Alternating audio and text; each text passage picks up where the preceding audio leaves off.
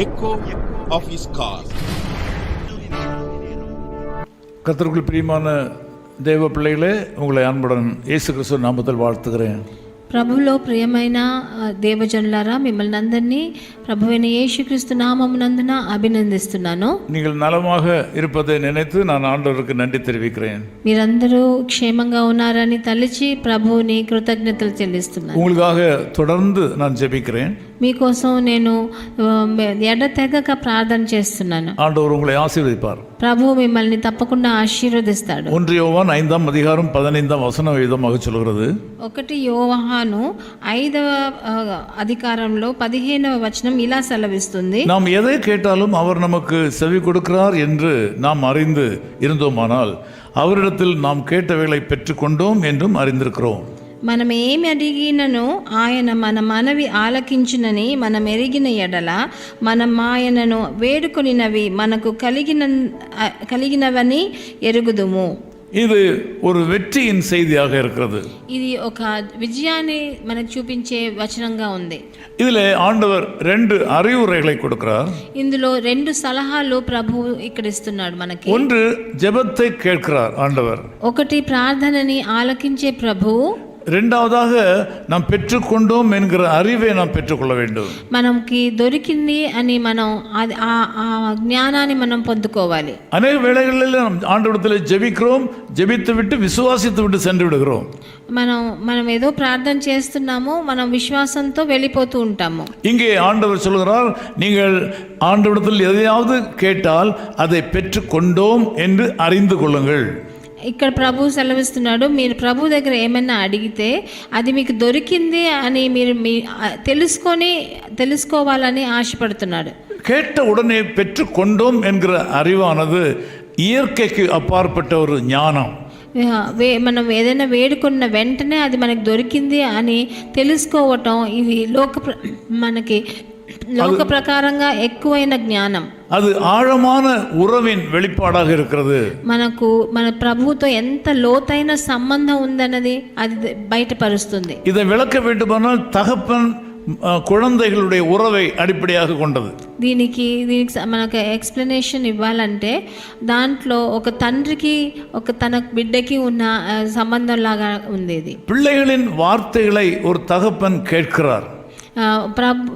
మన తండ్రి పిల్లలు ఏం మాట్లాడుతున్నారో అది ఆలకిస్తాడు. அது தகப்பனாக இருக்கிறபடினால தன்னுடைய பிள்ளைகளுடைய வார்த்தைகளை கவனிக்கிறார்.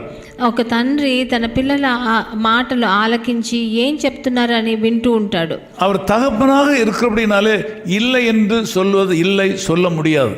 తండ్రిగా ఉన్నాడు కాబట్టి లేదు నేను ఇవ్వను అని ఆయన చెప్పలేడు. பிள்ளைகள் தங்கள் வாழ்க்கையில தகப்பனிடத்தில் கேட்டதை பெற்றுக்கொண்டோம் என்று நம்புகிறார்கள், ஏற்றுக்கொள்கிறார்கள். పిల్లలు తన తండ్రి దగ్గర ఏమైనా అడిగితే అది మనకు దొరికింది అని మనసులో నమ్మేస్తారు. అట్లాగే మనం కూడా ఉండాలి. ஒரு தகப்பனிடத்தில் ஒரு பிள்ளை ஒரு காரியத்தை கேட்கும்போது அவர் கொடுக்கிறேன் என்று சொன்ன உடனே குழந்தை பெற்றுக்கொண்ட உணர்வை அடைகிறது. పిల్లలు తండ్రి దగ్గర ఏమైనా అడిగితే నేను ఇస్తాను అని తండ్రి చెప్పిన వెంటనే అది ఇచ్చేసినట్టే వాళ్ళు మనసులో అనుభూతి చెందుతారు. இது காலை வேளையில ஒரு வித்தியாசமான செய்தியோடு ஆண்டவர் உங்களை சந்திக்கிறார். ఈ రోజు ప్రొద్దుట వేళ ఒక వేరు విధమైన ఒక సందేశంతో ప్రభు మిమ్మల్తో కలుస్తున్నాడు. பல நேரங்களிலே நீங்கள் பல காரியங்களுக்காக ஜெபம் பண்ணி இருக்கிறீர்கள். మీరు ఎన్నోసార్లు ఎన్నో విషయాల కోసం మీరు ప్రార్థన చేసి ఉండొచ్చు. வேத வசனத்தின்படி நீங்கள் ஆண்டவரை விசுவாசித்து அதன் மூலமாக பெற்றிருக்கிறீர்கள். మీరు వచనాన్ని బట్టి ప్రభువుని విశ్వసించి దాన్ని పొందుకున్నారేమో. இன்றைக்கு காலையிலே உங்களுக்கு ஒரு தேவை இருக்கிறது. ఈ ప్రొద్దుటి వేళ మీకు ఒక అవసరత ఉంది. பல காரியங்களை பல நாட்களில் செய்து தோல்வி அடைந்து நிற்கிற இந்த வேளையில ఎన్నో కార్యాలు మీరు ఎన్నోసార్లు చేసి దాంట్లో అపజయం పొంది నిలబడి ఉన్నారేమో. இன்றைக்கு ஒரு குறிப்பிட்ட செய்தியோடு கூட ஆண்டவர் உங்களை சந்திக்கிறார். ఈ రోజు ఒక క్లుప్తమైన ఒక సందేశంతో ప్రభు మిమ్మల్ని కలిసేదానికి వచ్చాడు. இந்த காலை வேளையில உங்களை வேதனைப்படுத்தி கொண்டிருக்கிற ஒரு குறிப்பிட்ட விஷயத்திலே ఈరోజు ప్రొద్దుట వేళ మీకు ఒక వేదనని మీకు కష్టాన్ని ఇచ్చే ఒక విషయంలో ஆண்டவர் தலையிட்டு உங்களை விடுவிக்க தீர்மானித்திருக்கிறார். ప్రభు తన తల దూర్చి తన దాంట్లో మీకోసం సహాయం చేయబోతున్నాడు. இந்த வசனத்தை நீங்கள் பரீட்சித்து பார்க்க வேண்டும் என்று ஆண்டவர் எதிர்பார்க்கிறார். ఈ వచనాన్ని మీరు పరీక్ష చేసి చూడాలని ప్రభు ఆశిస్తున్నాడు. ஒரு வசதி படைத்த தகப்பனிடத்தில் ஒரு குழந்தை ஒரு காரியத்தை கேட்கும்போது தருவேன் என்றால் அந்த பிள்ளை பெற்றுக்கொண்டேன் என்று நம்பி கடந்து செல்கிறது.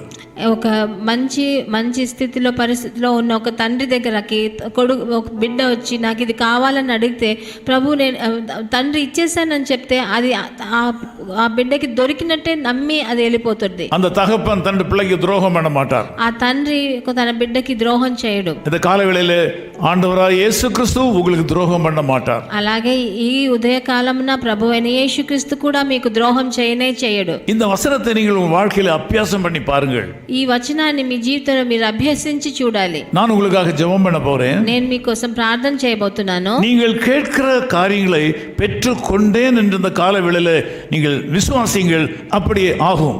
మీరు అడిగే కార్యాలు మీకు దొరికాయి అని మీరు మనసులో విశ్వసించినప్పుడు అట్లాగే జరుగుతుంది. நான் உங்களுக்காக ஜெபிக்கிறேன். నేను మీకోసం ప్రార్థన చేస్తాను. அன்பின் பிதாவே உம்மை நன்றியோடு ஸ்தோத்திரிக்கிறோம். ప్రియ తండ్రి మీకు వందనాలు కృతజ్ఞతలు. இந்த காலவேளையிலே ஒரு கூட்டம் மக்கள் பல காரியங்களுக்காக ஜெபித்து ஆசீர்வாதங்களை பெற்றுக்கொண்டிருந்த மக்களை எங்கே காண்கிறோம். ఈరోజు ఈ ఉదయకాలమున నాతో ఏకీభవించే జనము కొన్ని విషయాల కోసం ఆశించి దాన్ని మీ దగ్గర నుంచి పొందుకోవాలని కూర్చున్నారు తండ్రి. இன்னும் சிலருடைய வாழ்க்கையிலே ஜெபம் பண்ணி தோல்வி அடைந்து மன கிளேசத்தோடு இருக்கிற மக்களை காண்கிறோம். ఇంకా చాలా మంది ప్రార్థన చేసి కృంగిపోయి దొరకలేదని చాలా అపజయం పొంది కూర్చున్నారు. தோல்வி அடைந்த மனதோடு இருக்கிற தேவ பிள்ளைகளை இந்த காலவேளையில் சந்திக்கிறதற்காக ஸ்தோத்திரம். అపజయం పొంది ఎంతో కష్టంతో ఉన్న వాళ్ళని ఈరోజు మీరు కలిసి దానికి వచ్చినందున బట్టిన మీకు వందనాలు. இந்த காலவேளையில் இந்த மக்கள் வேண்டுமென்று ஜெபிக்கிற அந்த தேவையை நீர் சந்தித்தீர் என்று அவர்கள் நம்புகிறார்கள். వాళ్ళు ఏది కావాలని వాళ్ళ హృదయంలో అనుకుంటున్నారో అది వాళ్ళకి దొరికింది అని ఒక నమ్మకంతో వాళ్ళు వెళ్ళని నాయన அவற்றை பெற்றுக்கொண்டோம் என்று நம்பி அடுத்த காரியங்களை செய்ய முற்படுகிறார்கள். వాళ్ళు ఈరోజు వాళ్ళకి దొరికింది అని వేరే కార్యాలను చూసేదానికి వాళ్ళు బయలుదేరబోతున్నారు. நீர் அப்படியே இந்த மக்களை கனம் பண்ணுவீராக. అట్లాగే మీరు వీళ్ళకి ఇవ్వవలసిన ఘనతని మీరు ఇవ్వండి. இவருடைய அறிவை விசுவாசத்தை வர்த்திக்க பண்ணுவீராக. వాళ్ళ జ్ఞానాన్ని వాళ్ళ విశ్వాసాన్ని వర్ధిల్లగా చేయండి. கேட்ட காரியத்தை பெற்றுக்கொண்டோம் என்கிற விசுவாசத்திலே உறுதியாய் நின்று பெற்றுக்கொள்வார்களாக.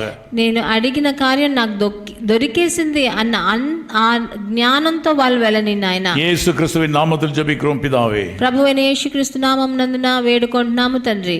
ஆமென். கிறிஸ்துவின் அடைக்கலத்தில் சிலுவையின் மாநிழலில் கண்மலை வெடிப்பதனில் புகலிடம் கண்டு கொண்டோ கண்மலை வெடிப்பதனில் புகலிடம் கண்டு கொண்டோ. His Call Ministries, 10 Muhammad Abdullah 2nd Street, opposite International Cricket Stadium, Chepauk, Chennai 600005, India. Phone 9144-2852-8282. Mobile phone and WhatsApp 91-98412-71858. Email sam@echoofhiscall.org. Website www.echoofhiscall.org. God bless you.